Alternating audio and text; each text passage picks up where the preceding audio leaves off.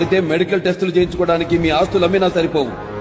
ఓ పిల్ల శ్రీమణికంఠ జిల్లాకుందే అరే రే జిల్లాకుందే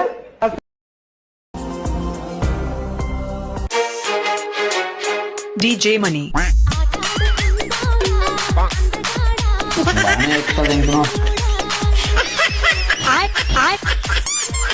ఏంటి మమ్మీ ఎవడీడు? శ్రీమణికంఠ